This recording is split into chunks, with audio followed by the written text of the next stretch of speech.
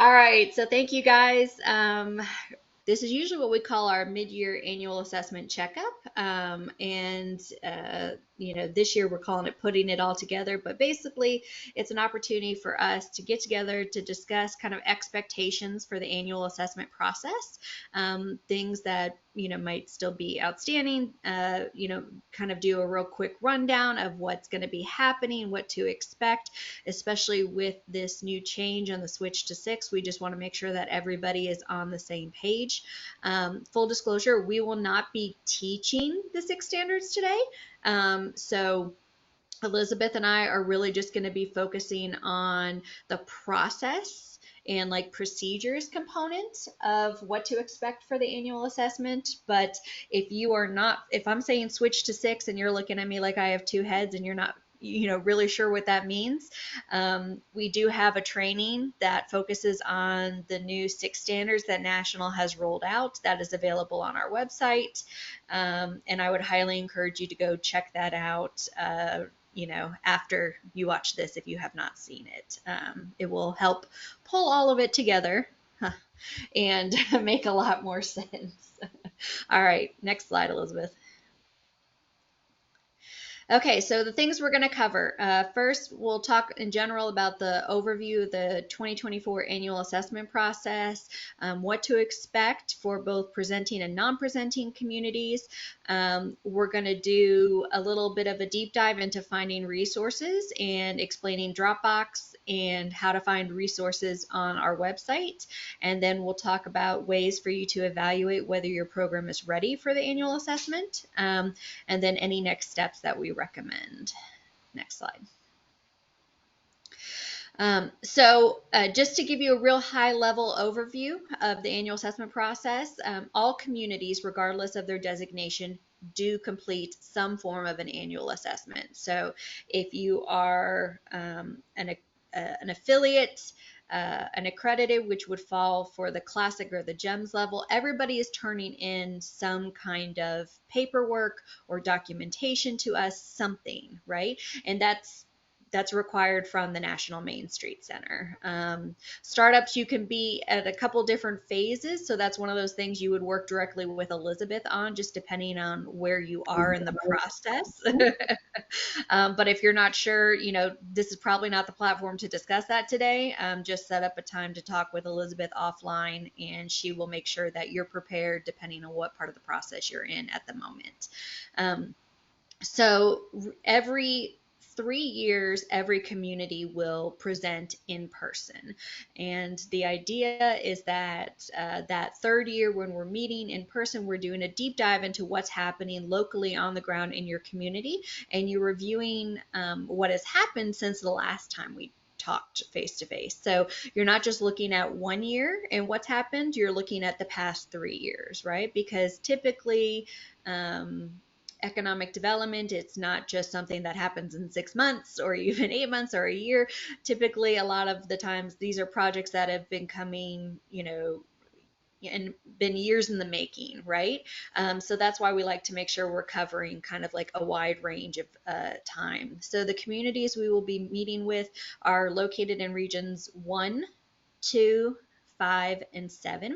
And if you're not sure what region you're in a second, I'm about to tell you. So all assessments are due by January 15th, and we will refer to it as the 2024 assessment process, but everything is going to be based on 2023. So everything that has happened this year will be, the documentation that you provide. If you're presenting, it will be, the accomplishments over the past 3 years. And again, we highly recommend that you don't wait to the last minute to get this started. January 15th will be here quicker than you can imagine. And we always recommend that you work on this throughout the year. So that way, you're just uploading stuff as you get it. You're keeping, your documentation up to date. And that way, when January comes around, honestly, you only have a couple little things to do and you can just kind of move on. Next slide. So, requirements are a little bit different depending on your designation. So, for affiliates and startups, it's going to be kind of one process, and classic and gems, it'll be another. And Elizabeth, if I get any of this wrong, you just raise your hand and I'll let you jump in. For affiliates and startups, we want to make sure that you're going to be doing that checklist. And so, again, we have documentation that we're providing you in the top of your screen. There's a little document with a little paper clip and all the things that I'm referencing right here, the checklist, the self-assessment tool that I'll be referencing, and the presentation itself. All that is available for you to download today. Everybody will submit their documentation through Dropbox. Typically at the affiliate or startup level, there is no presentation for you unless you are applying for a higher designation. And so again, that's where having those conversations with Elizabeth comes into play. National has rolled out that switch to 6, and along with that comes something called the self-assessment tool. It is required for Classic and GEMS communities to complete. We recommend, though, that anybody at the affiliate or startup level does it as well. We'll get into that in a few minutes as far as like what the tool is and how to use it. But it's one of those things, like, it's always good to just kind of see where you're at. We call it taking your temperature. Just doing a quick check-in to see, how your program is faring. And then lastly, for the affiliates, as well as for everybody, you are required to complete and submit all your monthly reports. Those should be completed and submitted on time. Same goes for the Classic and GEMS communities. Again, Classic and GEMS have to present once every 3 years, with GEMS communities needing to be redesignated once every 3 years. Again, everybody submits that documentation through Dropbox. You are required to use the self-assessment tool. And again, monthly reports have to be turned in. Okay, next slide. So if you were wondering if you're in regions 1, 2, 5, or 7, here is our comprehensive list of the classic designated communities that will be presenting to us. I'm not going to read them all off. You guys can see them here. We'll also have this on our website for y'all to reference in the future.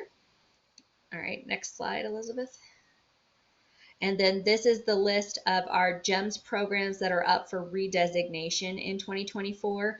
Again, you can see who you are right here. And one of the things that I note with the GEMS is that you guys do not, when we have our normal regular presentation cycle, you will not sign up to present as part of that. We come to you and do your presentation of redesignation with you in person, because for the GEMS communities, it is more in depth. There is an application process that we make you participate in, and there's a tour component, and again, a little bit more extensive. So while we make you jump through some bigger hoops, we also come to you for that to kind of meet you halfway there. If you want to be considered for the GEMS designation, we get this question a lot. So communities that are not currently GEMS communities are always considered during their presentation cycle. So once every 3 years, you will be considered for GEMS status. And we get people asking us all the time, what are some things we need to do, think about? So here I put a few things together. First off, your presentation should be, and that you see, incredible reflection of all your program's accomplishments. And again, that's not just looking at a 1-year period, that's looking at a 3-year period. This is really important. Your story needs to match your impact. And what I mean by that is that we have had a lot of communities, not a lot, but we've had several communities who we would love to consider for a GEMS designation. But when we are hearing about their accomplishments and talking with them what they're doing and how they're doing it, and then we go and look at their monthly reporting from not just 1 year, but from the past several years, sometimes those don't match up, right? And I don't say that in a way like somebody's lying. It's more that, we're just not doing an efficient job at documenting what's happening in our communities. And that's a big kind of hiccup right there. So you want to make sure that anything that you are doing in your community is being accurately reflected in your monthly economic impact reports. And I will also say that for our GEMS communities, we never have to harass people to submit their monthly reports, to turn in their documentation on time. You should be doing that naturally and just on your own volition if you want to be considered as a GEMS community. We want you to be able to demonstrate growth in your program support, your financial support for the program, and your overall impact. So again, we need to be able to kind of see the increase in capacity building that is happening locally. It's about stability and leadership and turnover. So again, we want to make sure that we're seeing stable leadership, good support, little to no turnover, but we're not just looking at it from a staffing perspective. We're also looking at it from a board perspective and a city perspective. And the reason for that is that all these pieces are integrated in your program success, right? So they are all connected. And so anytime you have city staff turnover, again, you at the local level are having to help educate us what we are, who we are, what we're doing. When you have big changes in board turnover, again, you're starting over. If you have staffing changes every couple years at the local level, again, it's kind of this constant having to restart process. So that stable leadership across the board is really important. Everybody needs to be trained up, whether that's Main Street 101, DDA 101, switch to 6, anything in between. Again, that's something standard. That's not something we should have to ask for. And the idea is here that we like to say this, that once we give you the designation, we never want to have to take it away. So we're not just looking at you being designated for 3 years, even though that is your designation process and you would have to be redesignated. But through our eyes, we're looking at it that we want you to be designated for the next 30, 40, 50 years. We want you to carry this forward. So again, if this is something that you're interested in and want to be considered for, please, sorry, please, take this to heart. And then Elizabeth wants me to mention too that all as part of this new switch to 6, that all board members are required to have 2 hours of training annually. And again, that's something that we want you to be doing naturally on your own, not necessarily us having to chase you down and hound you about getting this done. And we really leave that up to you to decide what the 2 hours of training is for your board members. But I really highly encourage you to tap into their interests.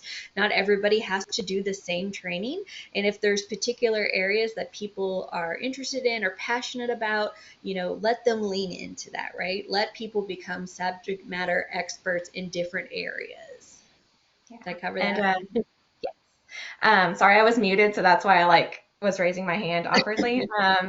And just a couple more things on the gyms conversation that we also mention a lot is we're emphasizing the presentation because this is when we really super identify those communities that we're going to invite to apply for gyms. But it's also communicating with us throughout the year, throughout the 3 years, having open lines of communication, us understanding what's going on with your program, what your needs are. It's not just you do a presentation, it's wonderful and automatically gyms. It's building that relationship with our office, other partners throughout the state, throughout the year. So I just wanted to emphasize that as well as really strong planning efforts. I would say majority of our gyms have a very, very strong city and downtown planning efforts. And so they really, live and breathe the work plan, future focused. And so if you right now you're interested in gyms and your planning efforts are lacking, then that's definitely something you need to look into and emphasizing a little bit more.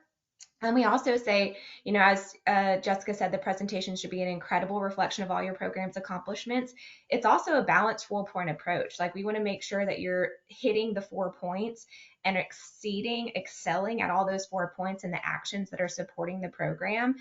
We like to say that if we for our gyms communities, we want to feel comfortable sending, if anybody looks on our website, goes to a gyms community, ask them any question whatsoever, the answer they give is going to be something that we feel is going to be the best answer possible to give in to that particular community. So we just want really, really strong efforts in those 4 points and that confidence in our gyms communities that they're the best of the best in Georgia, and they're balanced in all of the areas that we're focusing on for Main Street.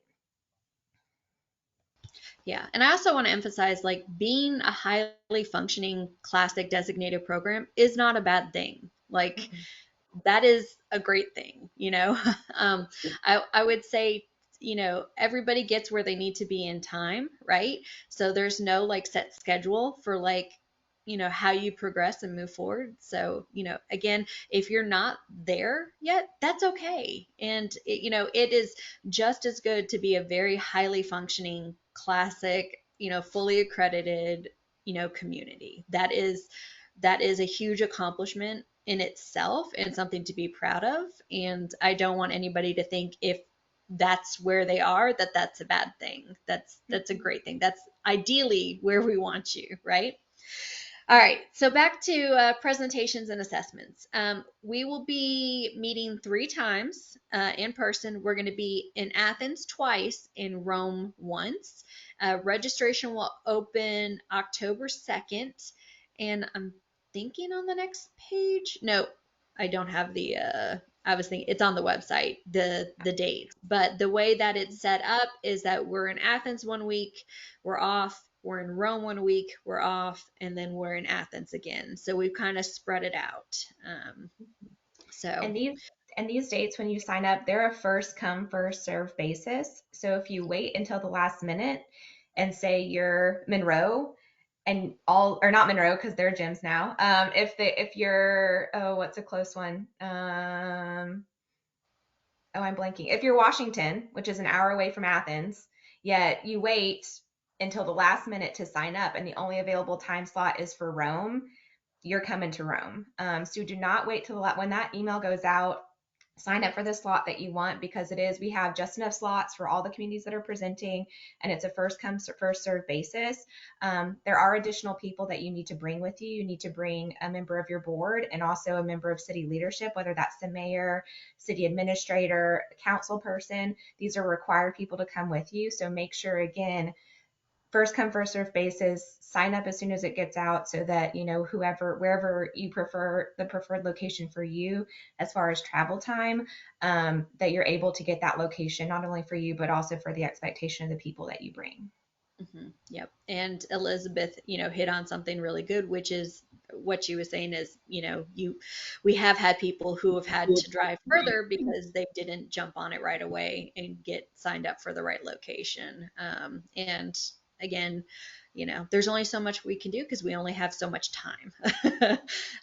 So, all right, let's talk about the self-assessment tool.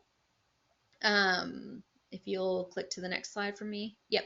So this is a tool that was developed by National Main Street in conjunction with us to help leaders, local leaders, and I say you guys are our local leaders, to recognize how their program's efforts already align with the new standards and identify areas for deeper focus and prioritization. So if you're looking at this picture on the left and you're like, I've never seen this before, that should be a red flag for you, because this is the new community self-assessment tool.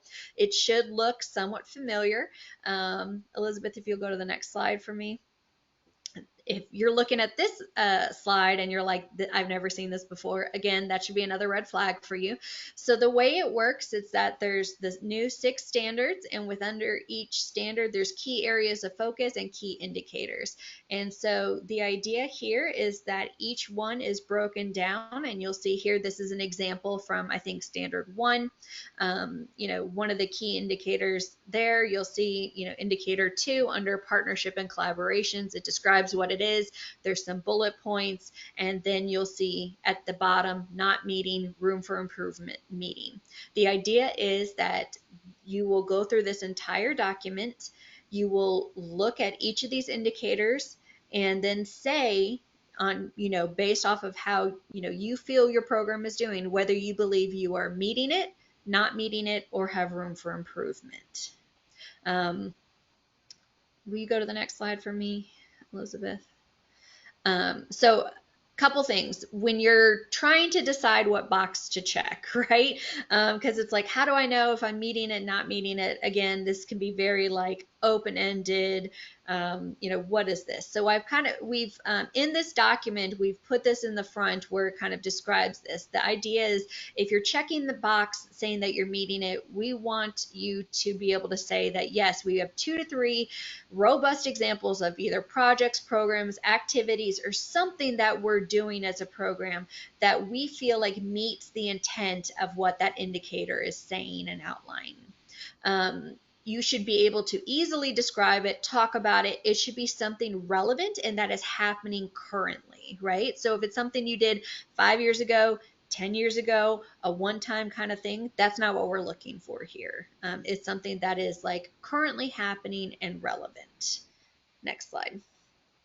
Room for improvement means that you feel like you're doing it, right? You maybe have 1 or 2 examples of how you feel like you're meeting this indicator, but it may have been limited in scope or scale. Again, it may have been a one-time thing or even a 2-time thing, but it's not a regular thing.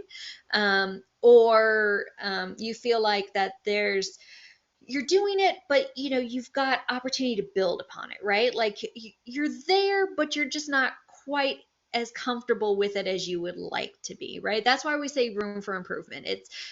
It's not, the end all not happening, but we're also just not like so proud of it that we want to do a presentation at, the downtown conference about it either, right? Like we just know that we could do a little bit better. We're just not also sure exactly what a little bit better looks like. Next one. Not meeting it means you either don't have examples of how you can say that you're meeting this indicator, or the examples are from prior work that you've done. Again, it's kind of past what we would consider current, right? So something that has happened in the recent, relatively near future. If we say that if it's from, 3 or more years, previous, then it's not considered current, right? If it's not something we're talking about within that presentation cycle, that 3-year presentation cycle, it's not something we would consider current. But the thing is that not sorry, not meeting something doesn't necessarily mean not designated. All right. So for us, again, this document is designed as a way of taking the program's temperature, seeing how you're doing, but also seeing how we can assist you. Go to the next slide for me, Elizabeth. Oh, um, go one more for me. I just want to see if there's, okay. We'll go back to that previous slide, but I want to kind of talk about this first. So here's a couple things to keep in mind. All the bullet points that we showed you kind of there that are listed under each of the indicators, this is not an exhaustive list, right? And the reason for that is when the document first came out and we were working with National on it, they had everything numbered, and we were like, oh, if you number it, we feel like that means you have to do it all, right? And we were like, we have to change that because we don't want people going into it thinking they have to accomplish every single thing on this list. It's just a list of examples. So, I don't expect if there's 6 or 7 bullet points under an indicator that you're doing all of them. I don't even expect that you're doing half of them. Honestly, I'd rather you only doing 1 or 2, but doing it really, really well, right? So it's not an exhaustive list of everything that can be done.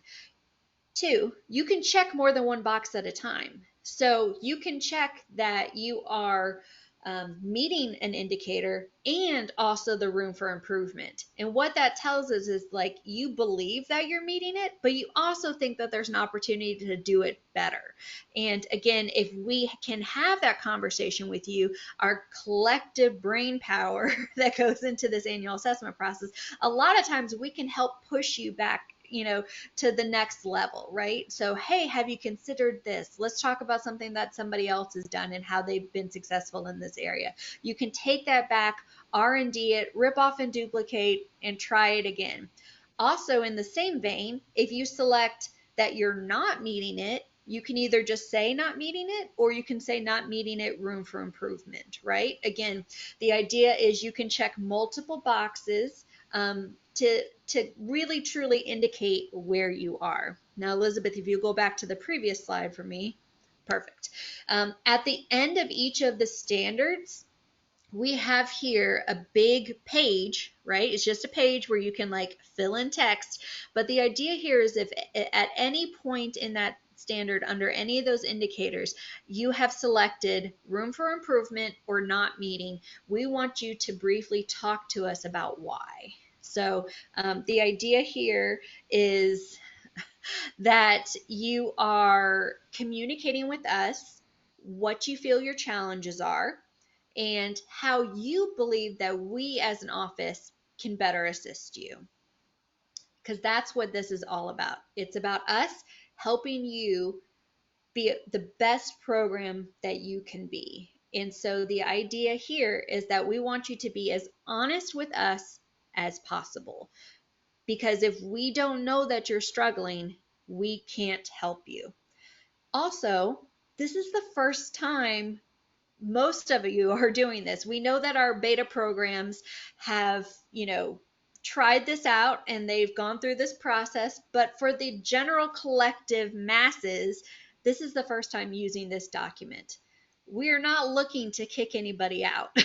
We're not looking to put people on probation. That is not the intent with this document. That is not the design. The idea is just to give you a good feeling for where your program is and how you can best help yourselves and your community moving forward. So, Yeah. Elizabeth, if you'll go back to the next slide for me. And with that being said, the idea of you being honest with us is that this document, this self assessment tool, is not the only tool that will be used for your designation. So it is a component in the process. It is not the be all end all. You could select not meeting an area or room for improvement and still get accredited. You could go in and say that you are meeting all the standards and be put on probation. The reality is that there's this ground truthing that has to happen during our presentation in conjunction with the documentation you submit and in conjunction with your monthly reports. So we're looking at this whole comprehensive, holistic view of what is going on locally on the ground, not in the ground, on the ground. And this plays a part in that. This plays a role, but it's not the be all end all. And, lastly, we can't help you if you're not honest with us. So the idea here is, again, I think if you've been around for a while, you remember the old document. It was like you had to hit a threshold number in order to be considered passing. This is not like that. The idea is that each one has its own individual merits. Each indicator is, judged on its own. And this document is truly that. It's a tool. It is just a tool for us to see how you are doing as a community. Elizabeth, any other thoughts? Yeah, and just to emphasize what Jessica just said, this really is a true self-assessment. It helps us understand where the community is, where your board is, where leadership is, where you are. And so just be honest with us. In addition, just to emphasize again that this is not the only tool we'll be utilizing. We also consider the conversations that we've had throughout the last year, throughout the last 3 years for presenting communities. For presenting communities, we do a ground truthing visit. If you guys have wondered why I'm coming to visit all of a sudden, or some of us are coming to visit all of a sudden, is because we want to make sure that we have feet on the ground before we get into the presentation cycle, so that while you're presenting, if there's anything that we feel like we saw that we want to advocate for, and it's like, hey, you presented, but when I was in your town, there's this wonderful thing I saw. Can you speak to that a little bit? Or if you're a really good presenter and maybe your story isn't matching up to what we've seen on the ground. So there's a lot of stuff that goes into this, but that's why we always say that you get as much out of us as you ask of us. And so we really consider those conversations we have throughout the year too in this process to understand where you are in your current conditions. Yep.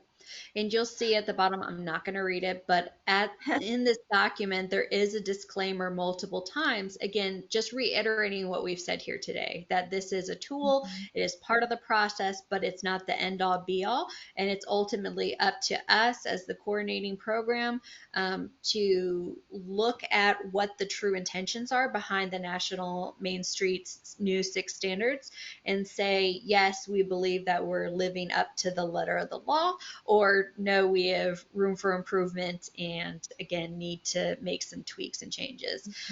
I think that this is a great opportunity to kind of hit reset for some people. Because you're never, Elizabeth always likes to say to the new people, this is your superpower, you being new. And I would like to say, like, this new tool is a gift to everybody, right? So, um, 10 years from now, there's not going to be as much grace given because you'll have been using this for 10 years. But right now, we can say, hey, all this is new, right? They're asking a lot. They're asking a lot of different things. They're really pushing communities and trying to challenge us. So if you're not meeting everything right now, that's okay. And this is an opportunity to just, get the right footing and to figure out how you can build a better program moving forward. So again, the idea here is, you don't have to check every box and be meeting everything to the full letter of the law. We are giving a lot of grace right now to anybody who is actively working towards meeting these standards, but may not quite be there. So, again, this is a good thing, not necessarily a bad or challenging thing. And then in that vein as well, so when we talked about the indicator examples, again, that's not an exhaustive list you have to complete in order to pass that indicator. But at the same time, if you've selected not meeting or room for improvement, that could be a list of inspiration of activities to focus on to maybe inch forward. You also can use your creativity. I love our network because everybody is so creative, and you have to be when you are in a unique community, but also looking at those things too, that if you're not meeting, be like, okay, what's on this list that maybe we can try to incorporate in the next year, couple years. And then also for our beta friends that went through this with us last year, last year we did have an online component where this was submitted through an online platform, and I just wanted to speak to this super quickly in case the beta people are like, well, what about that? We've decided to not do that this year for one specific reason. National is actually rolling out their own platform here soon, and we didn't want to teach everybody one platform just to kind of like switch it up on you next year. So we decided to put a beat on the online platform for this year in anticipation for nationals, for utilizing nationals next year. So I just wanted to speak to that really quick for our betas. If you're wondering if that's a component this year, it is not. We made that decision just for the ease of y'all, so you don't have to learn one way and then have to go into another one. So just wanted to talk about that real quick. Mhm. Absolutely. So again, the self-assessment tool, there's a copy of it in that the tab at the top where it's the materials. You can actually download this right now. But when you're looking at this document holistically, there's going to be in the very front of it a baseline requirements for accreditation that talks about like, hey, these are the basic things you have to have in order to be accredited above and beyond this document. It's a good just again touch point to see where you are. There's a description of each standard, key area of focus, and indicators throughout this document. So everything is very uh, in depth described and discussed. Uh, you will see, like we showed you, the sections for checking each of those boxes. And I feel like we've beat that horse to death, so we're just going to move on from that. And then at the very very end, there's a couple different things. So the last couple of pages of the self-assessment tool is actually a comprehensive, like, 2-page report that shows you in one place all the areas that you're meeting, not meeting, or need help with. The idea here is that you can look at your program like at a real high level overview and just quickly see the areas that you're struggling with.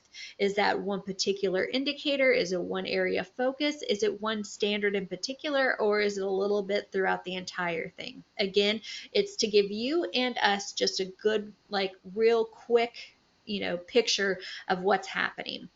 Second is that at the very, very end of the document, we have included the checklist, which is all the extra documentation that Elizabeth's going to talk about in a minute that needs to be in Dropbox. And this is the part of the document that needs to be signed. So it's called your checklist and affidavit. It needs to be signed by your board chair, a supervisor, and the manager themselves. And that's saying that, yes, we are submitting all this. Yes, we have provided all this documentation, and yes, we fully understand what is being asked of us. And this is something that we've been asking people for several years now, so this should not be new. But again, this has all been integrated as part of this one document. Okay.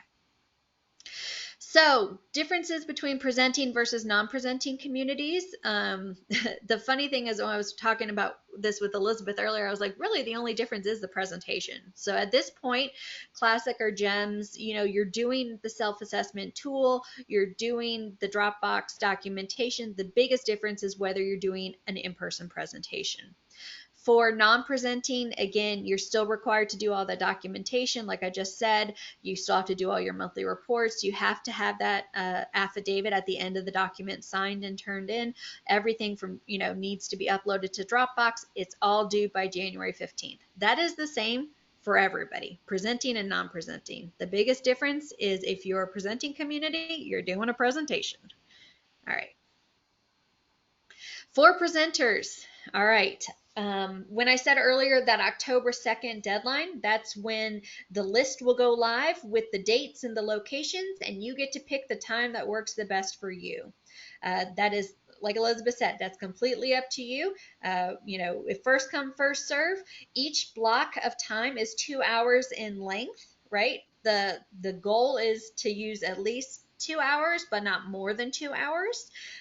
You must, like Elizabeth said earlier, you must bring someone from your board, and you must bring someone who is in a supervisory capacity to you or within the city if you're a city employee, right? So the idea here is accountability and transparency. We want to make sure that everybody is being held accountable, and that there's a clear and concise understanding as far as what we are asking from you and what the requirements are for being accredited at the level you are being accredited. You will do your presentation, and after that we will review Dropbox, and typically your monthly, not monthly, your annual impact, we have that document and we'll go through that with you. Everything minus your presentation is due by January 15th. Your presentation isn't due till when you are presenting. So for some people that may be the end of January, other people that may be February, but you need to have it uploaded prior to you coming and presenting with us. That's just in case technology fails us for some reason, and we want to have a copy of it in Dropbox so we can always pull it up if necessary. For the presentation itself, we have provided you with that PowerPoint template. Again, it's in the resources section, materials section here. It's also on our website where I will show you later how to access it. It contains all the questions you're required to answer and is broken down by the new standards. We give you full permission to customize it to fit the brand and design of your program, right?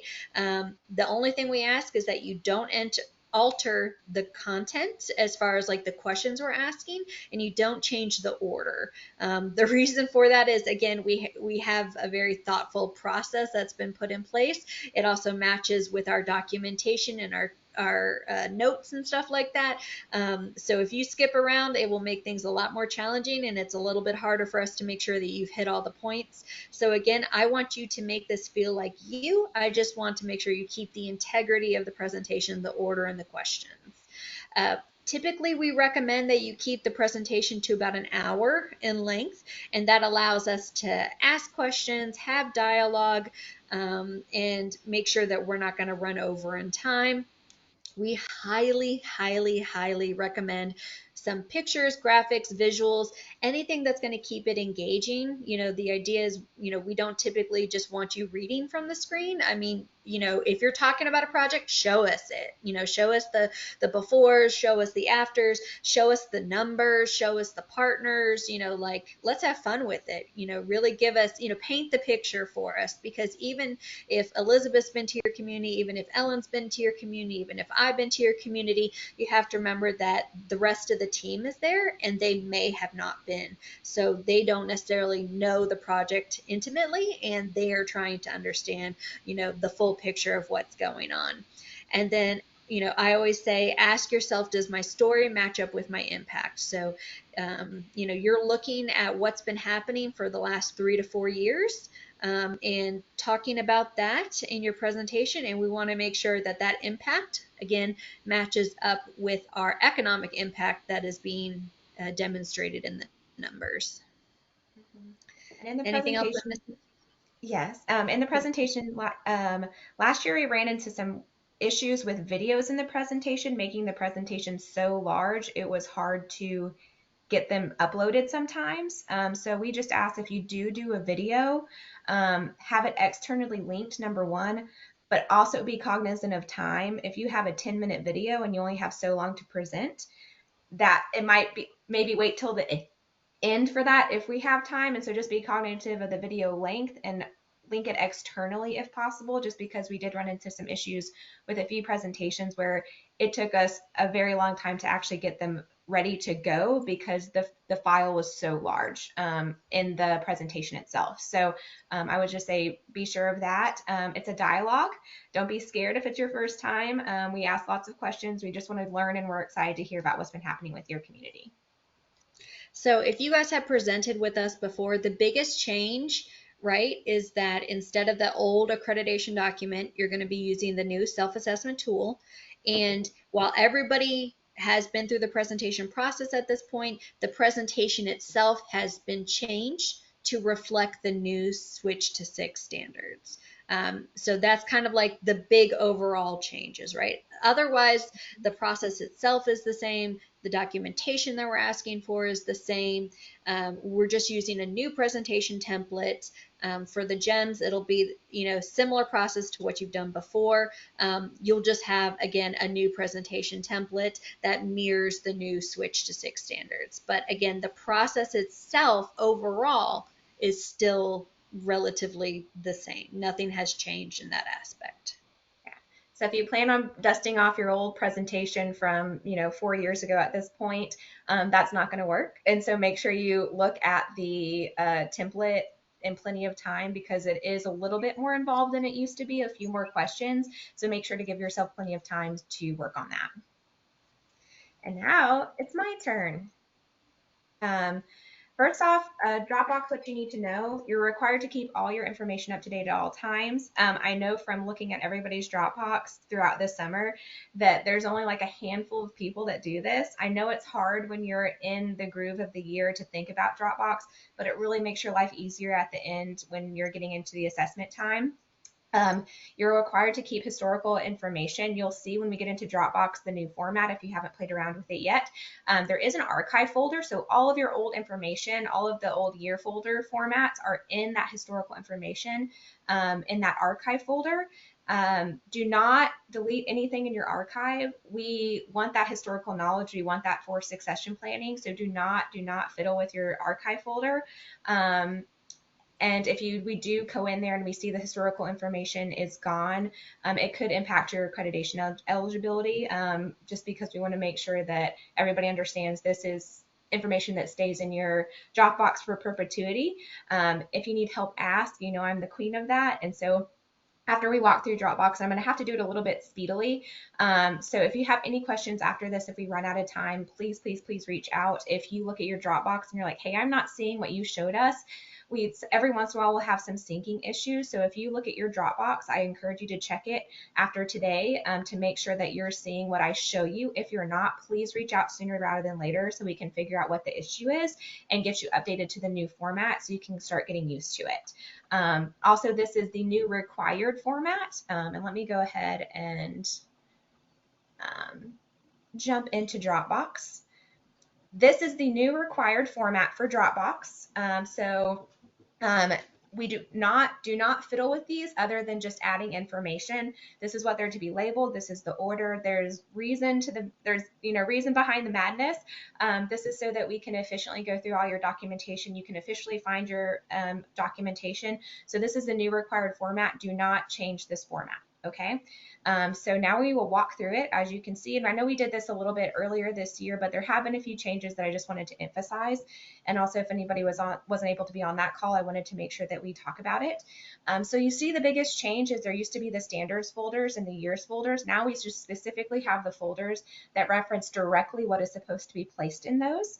If there is a document that is required or a template that's required, it lives in that folder as well. We have dynamic folders and we have static folders. So that dynamic folders are folders 1 through 8. When you go into the dynamic folders, you'll see year folders. And here, this is an example of there's required documentation for this folder. So if you click in here, it'll show you what you need to do.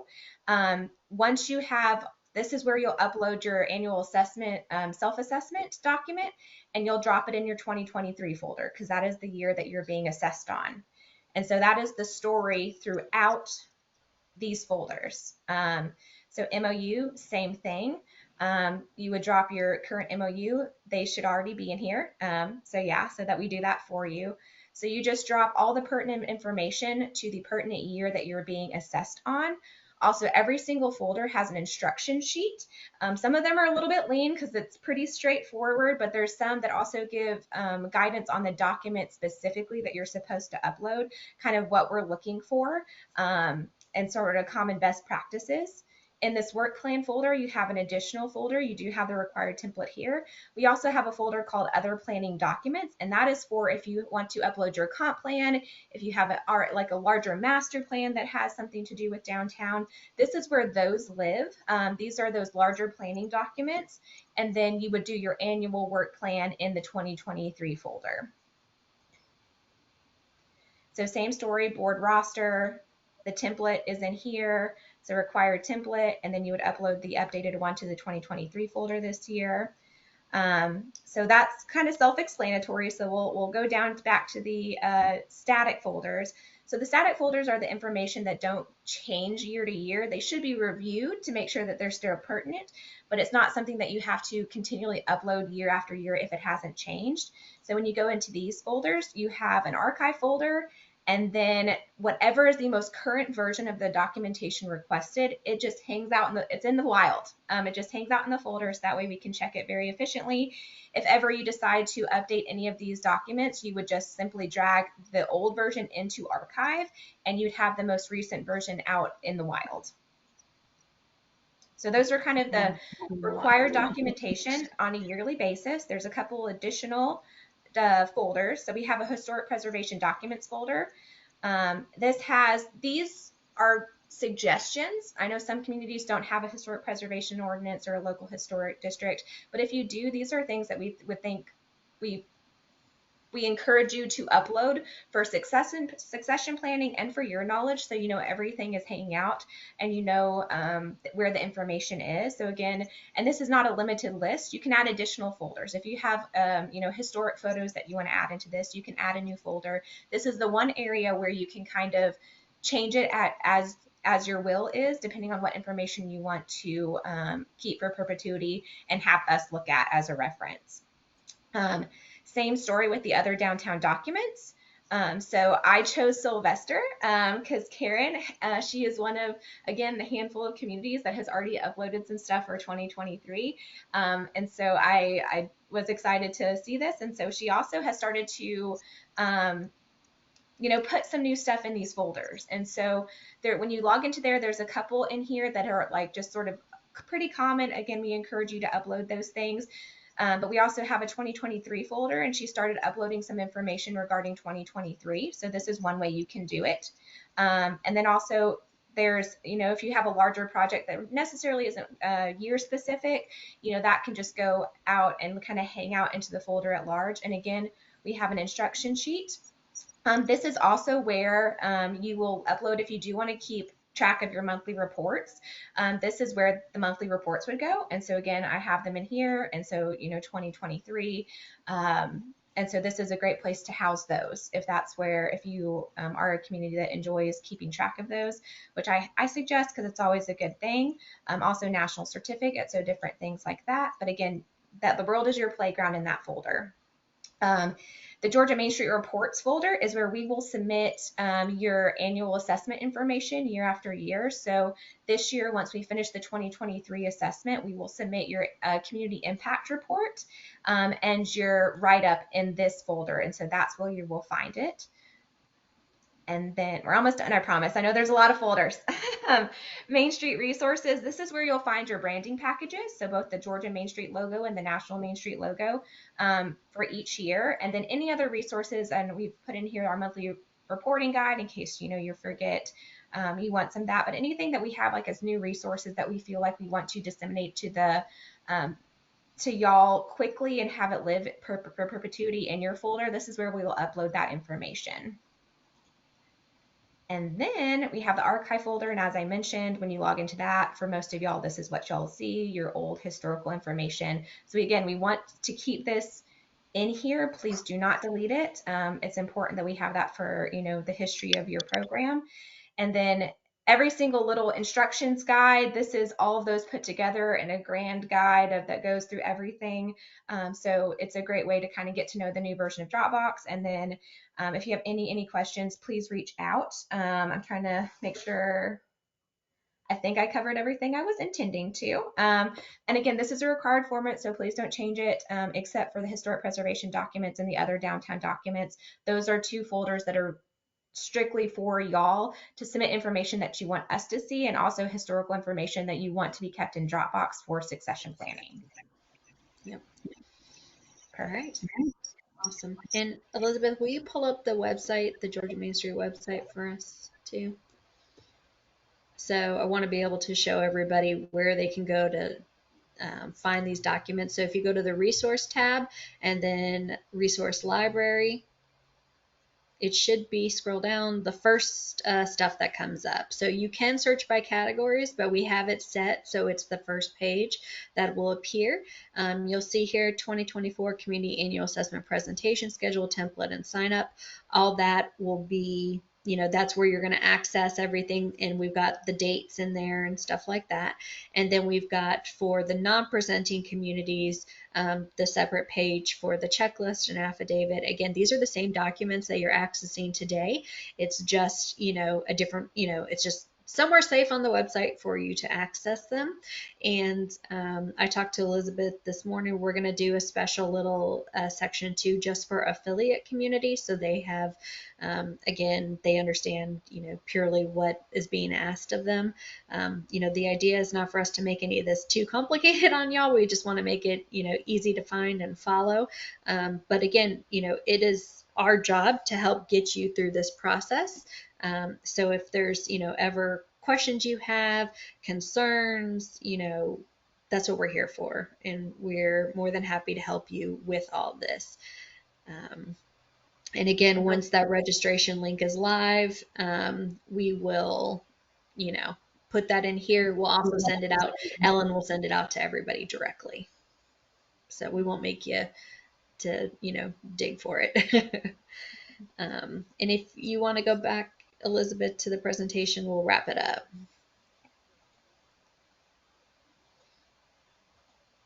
Okay. Okay. Pardon my scroll.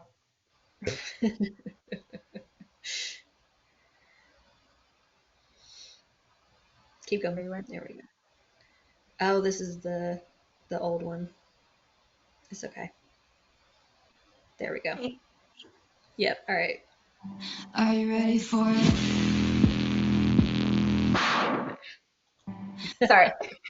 Elizabeth and I love us some Taylor Swift. So go to the next slide. This is all about like, are you ready for the annual assessment? So if you know you're going through all this, if you've completed the Switch to Six training, if your board has been trained on Switch to Six, if everyone is Main Street 101 and DDA 101 certified, if DDA 101 applies to you, if you are up to date on your monthly reporting and all your documentation has been loaded as up, up for the, how do I say this? For the part of the year that's already passed, right? And that's current and up to date, you're ready. You're as ready as you can be right now. um, Next slide. One of the things we just want to hit on real quickly is probationary status and what that means. So probation is a temporary designation that is assigned to your program for a 1 year time frame, and this identifies that something is off, right? Something's a little bit wonky. Maybe you're not exactly where you need to be. Need to get you back on a good footing, but it's something you can recover from. Everybody else in the public will just see you as designated at whatever your traditional level is, but it's something that would be made aware between your program and our office. And again, we put you on probation because we want to emphasize that we need to help support you more to get you back to where you need to be. A lot of times this happens because of staff turnover and that there's just been, again, a time period where there hasn't been someone at the helm and the ball maybe got dropped and we're just trying to get you back on track. Probation doesn't necessarily have to be a bad thing. It's just, again, an opportunity for improvement. So some of the things that can trigger probation, if you're not able to meet the annual assessment standards, and I would say typically that's if you don't have a board, if you don't have a staff member, if you don't have a work plan or aren't working the work plan. It's usually those big ticket items, right, that are going to trigger probation, not the little stuff.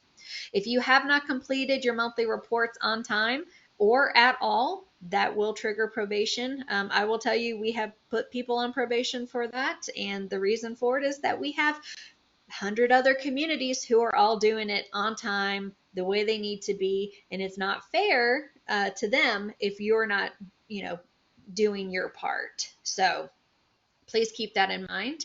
If there's a surprise change to the program staff or the board or the organization makeup itself, all that per the MOU is supposed to be communicated with us ahead of time. And that is so that we can help you through that transition and make you aware of anything that needs to be changed or updated or tweaked because of that. So if we find out kind of after the fact that some of this has happened, that can trigger probation. If you have consistent manager turnover, that can trigger probation.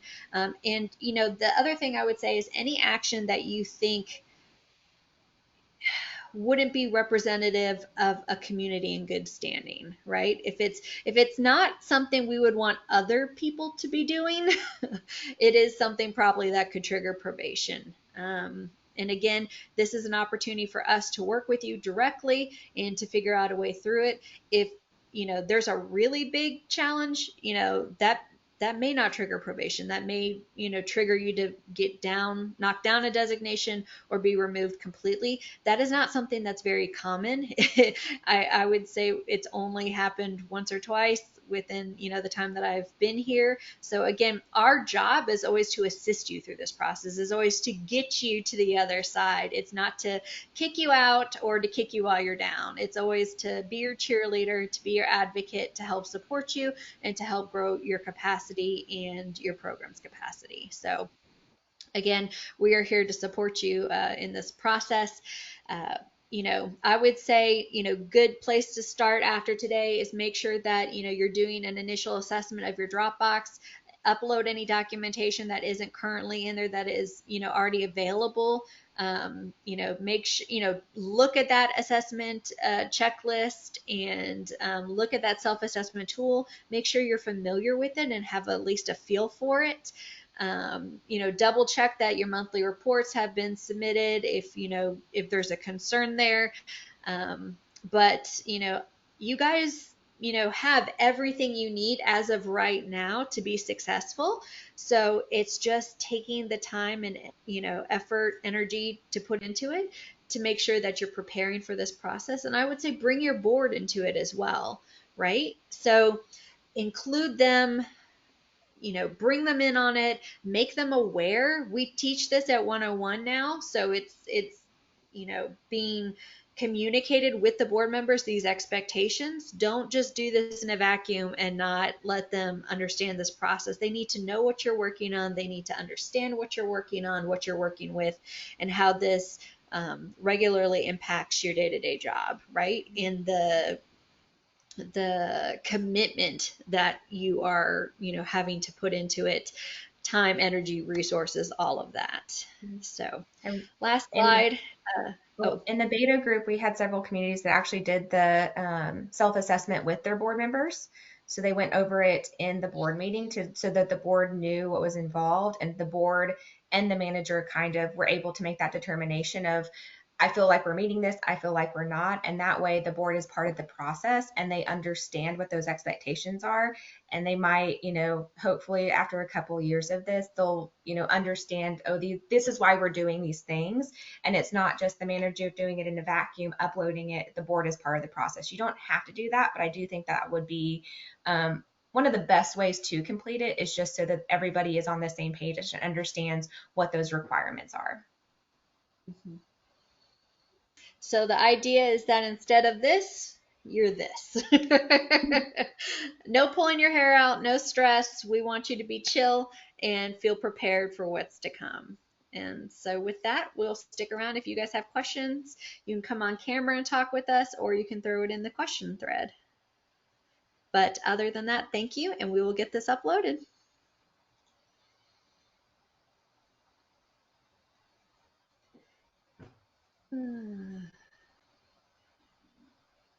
Let's see a couple questions.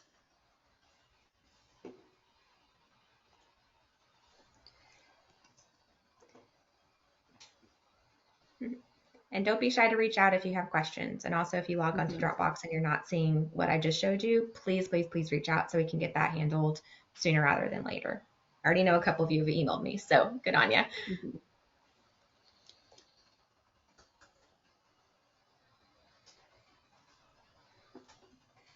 And if you have any questions, please, we're hanging out. Please feel free to throw it in the chat.